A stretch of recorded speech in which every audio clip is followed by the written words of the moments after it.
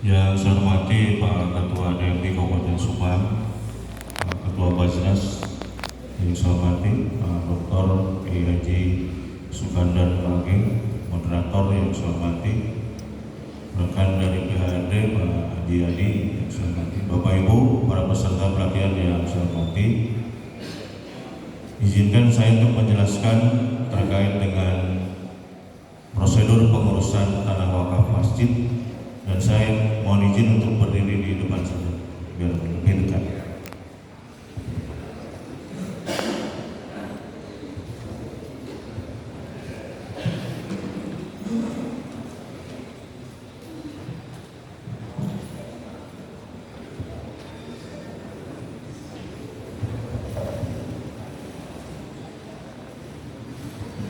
Baik Bapak Ibu yang saya hormati, saya mendapat tugas dari panitia untuk menyampaikan materi tentang prosedur pengurusan tanah wakaf masjid, dan kebetulan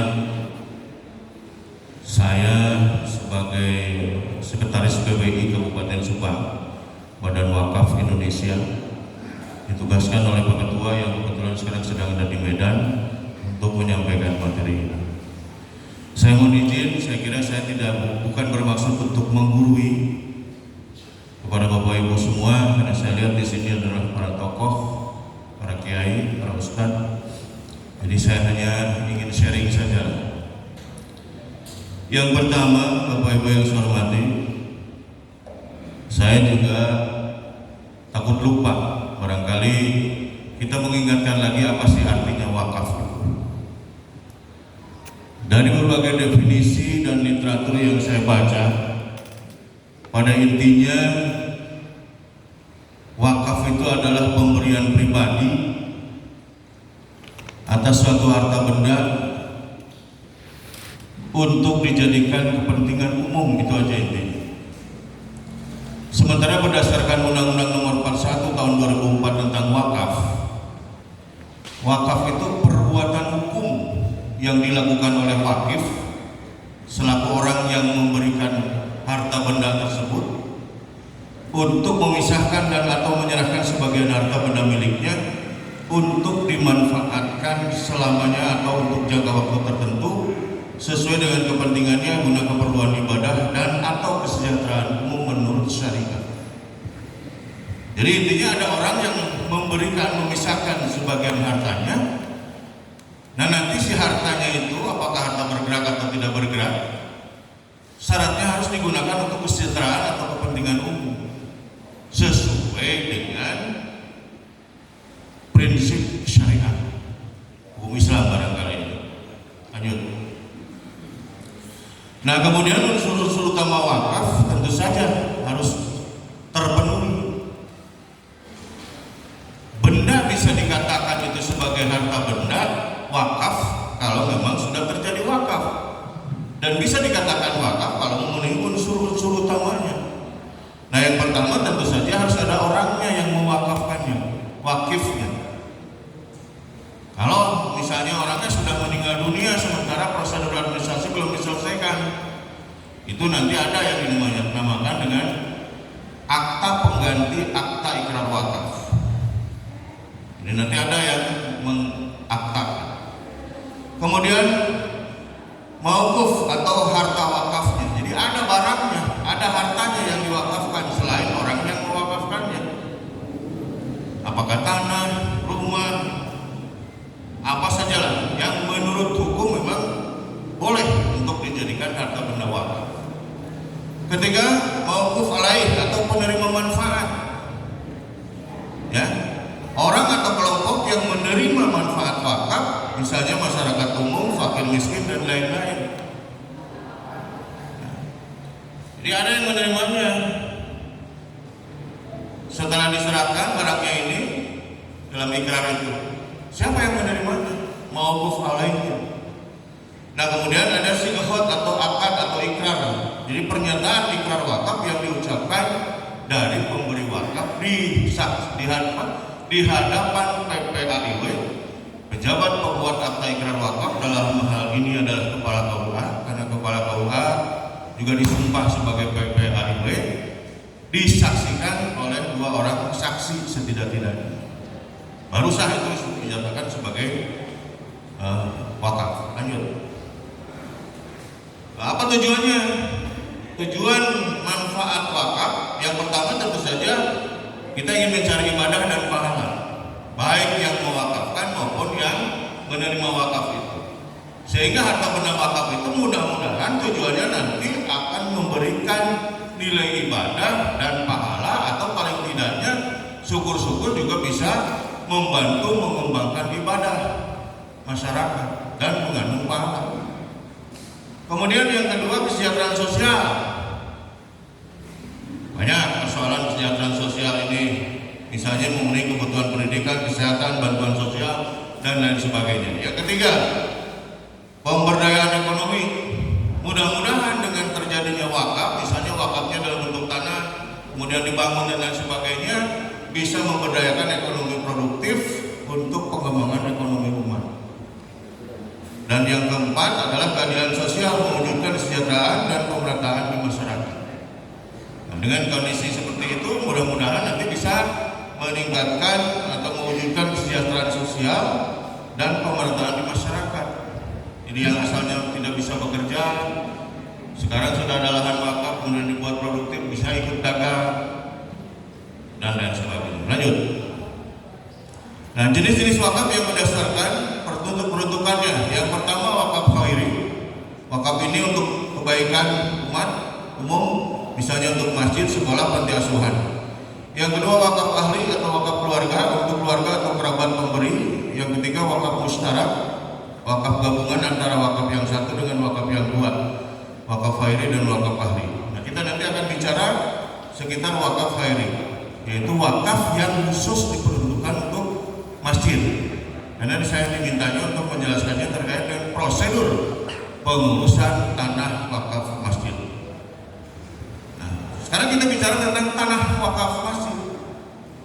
Tanah wakaf masjid yang dimaksud adalah yang disedekahkan secara permanen untuk dijadikan masjid dan sarana ibadah lainnya, menjadi amal jariah dan seterusnya, ya, dengan maksud supaya masyarakat umat Islam bisa beribadah di masjid yang memang berdiri di atas tanah wakaf yang secara hukum syariah maupun hukum negara sah untuk digunakan sebagai tanah yang di atasnya berdiri bangunan masjid. Lanjut. Ini definisinya. Kemudian hikmahnya memberikan tempat ibadah yang layak, meningkatkan kesejahteraan sosial, pahala terus menerus, ya, bagi wakif atau sedekah jariah. Lanjut. Nah, ini sudah tadi. Terus dasar hukumnya yang pertama, Undang-Undang Nomor 41 tahun 2004 tentang wakaf, kemudian Peraturan Pemerintah Nomor 42 tahun 2006 tentang pelaksanaan Undang-Undang Nomor 41 tahun 2004. Terus lanjut. Nah, berkaitan dengan proses pengurusannya, walaupun saya yakin tadi yang disampaikan oleh Pak Ketua DMI, masjid yang sekian ribu di Kabupaten Subang itu semuanya sudah berdiri di atas tanah, tidak ada yang di atas selokan atau di atas gunung, ya, semua di atas tanah. Hanya persoalannya apakah tanah ini tanah wakaf atau bukan. Nah, kalau itu bukan tanah wakaf, prosesnya seperti ini. Proses ikrar tanah wakaf untuk masjid dilakukan di hadapan pejabat pembuat akta ikrar wakaf pada kepala kecamatan yang mewilayahi tanah wakaf tersebut. Jadi kalau masjidnya ada di Kelurahan Dangder, maka PPLIW-nya adalah PPLIW Kecamatan Subang, bukan dibawa ke Dawan. Karena wilayah Dangder itu adanya di wilayah Kecamatan Subang. Nah, ini yang kadang-kadang keliru. Kemudian diterbitkanlah setelah itu akta ikrar wakaf sebagai bukti telah terjadi ikrar wakaf dan untuk bahan persyaratan nanti kalau akan disertifikatkan di kantor BPN atau ATM. Lanjut.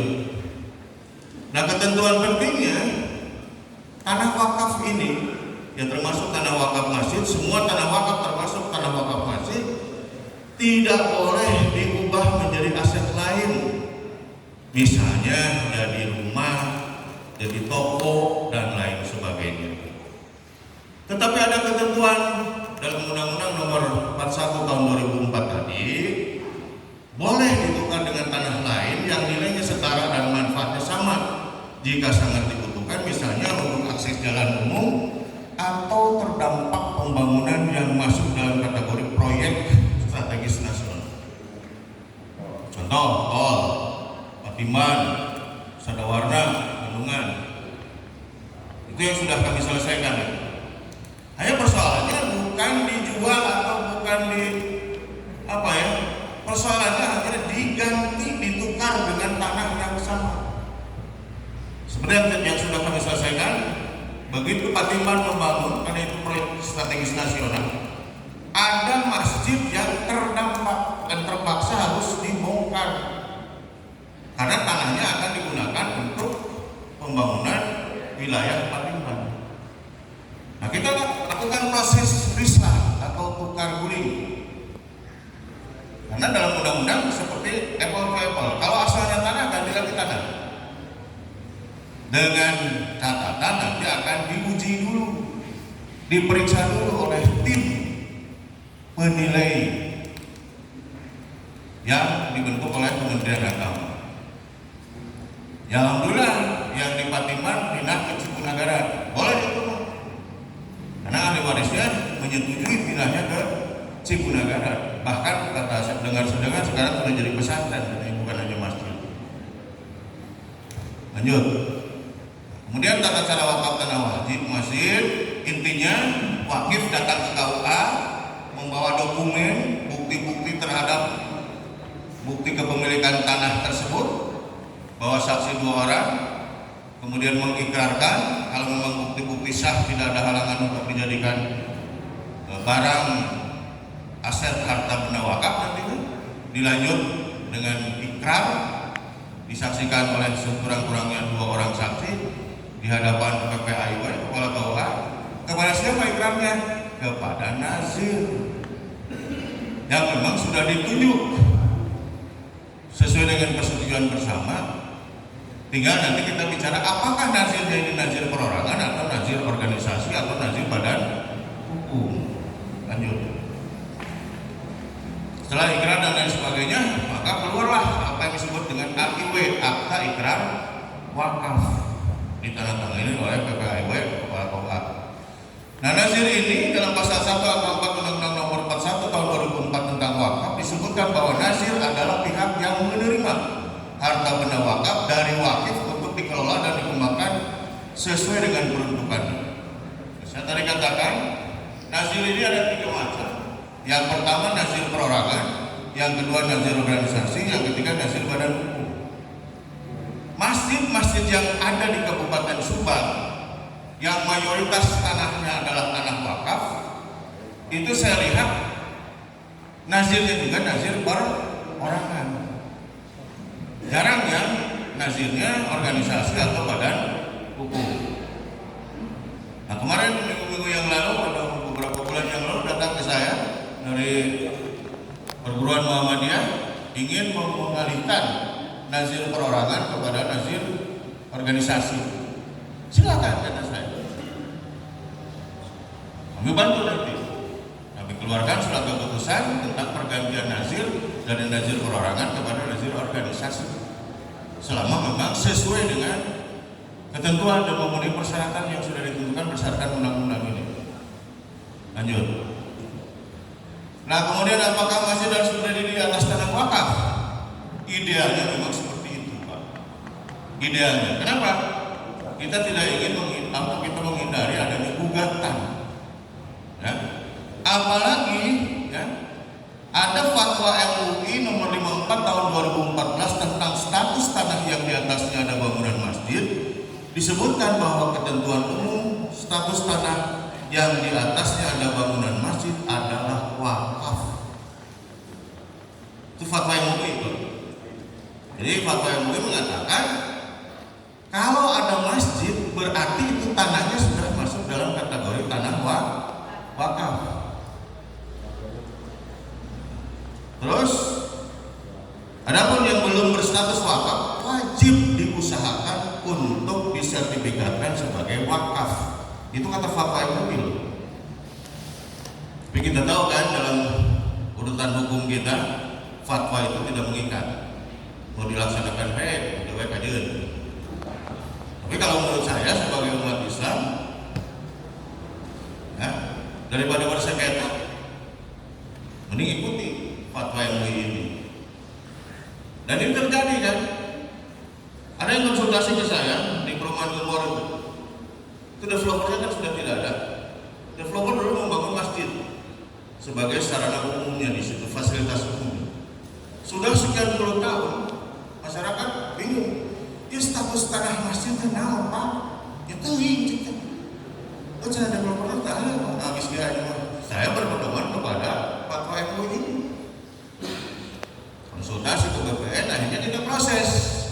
Jadilah itu tanah wakaf. Selamat kan? Tidak ada yang menggugat, tidak ada yang mengaku. Developernya juga sudah kemana? Ya, sudah goib, sudah hukum, sudah goib, sudah tidak bisa dicari di wilayah negara kesatuan Republik Indonesia.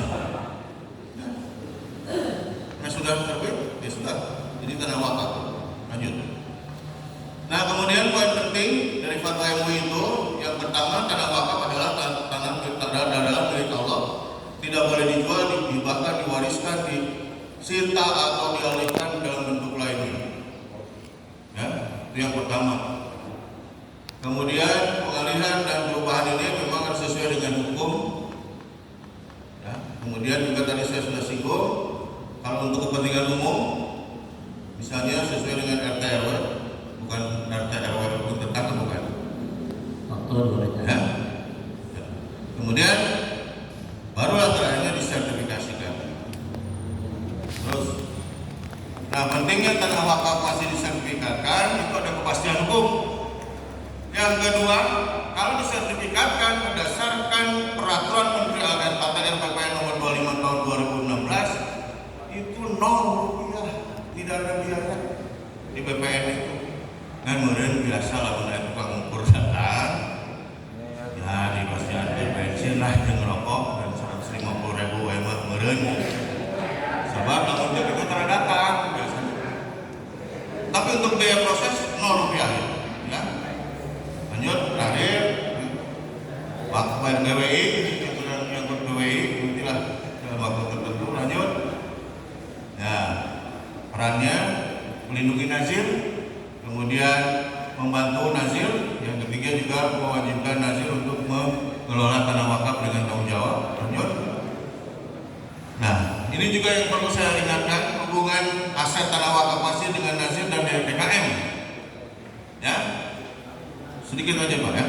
Jadi aset tanah wakaf yang sudah diwakafkan wajib dikelola, diamankan dan digunakan oleh nazir, bukan oleh ketua DKM. Tapi oleh nazir kalau tanah wakaf itu ada ikarnya kan diserahkan, dititipkan, diamanahkan kepada nazir, bukan kepada ketua DKM. Kecuali kalau merangkap sebagai ketua DKM. Sepabulit gitu. Sementara ketua DKM mengurus masjid, mengurus DKM hanya menjalankan fungsi mengelola manajemen masjid, mulai dari idarohnya, administrasi dan manajemen imarohnya, kemudian juga riayah. Apalagi misalnya ada yang terjadi, selesaikan juga pembangunan masjid, panitianya melebihi nazir, nggak bisa itu. Lanjut. Nah, ini ya. Jadi ada hal-hal yang harus diperhatikan. Nazir, kalau bapak-bapak ibu ada yang jadi nazir ini, yang penting terakhir, ya, mentaati aturan, tidak tergoda, ikhlas menerima amanah, dan jangan coba-coba untuk mengubah status kepemilikan tanah atau hak status tanah. Ya, wakaf. Saya kira itu Bapak Ibu yang saya hormati. Kalau saya jelaskan lagi terkait dengan tugas fungsi BWI nanti akan terlalu panjang. Hanya yang jelas BWI berusaha untuk hadir di tengah-tengah persoalan perwakafan, terutama di Kabupaten Subang ini, karena sudah banyak sekarang yang menggugat berkaitan dengan masalah tanah wakaf ini, termasuk bahwa Kecamatan 3 kali saya ikut sidang ya, menjadi saksi, dan alhamdulillah untung dibawa ke pengadilan negeri.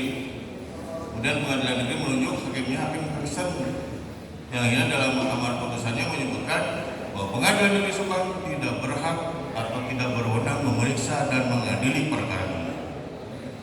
Terima kasih, mohon maaf apabila ada hal yang kurang berkenan. Allahumma fiqh lakum. Wassalamualaikum warahmatullahi wabarakatuh.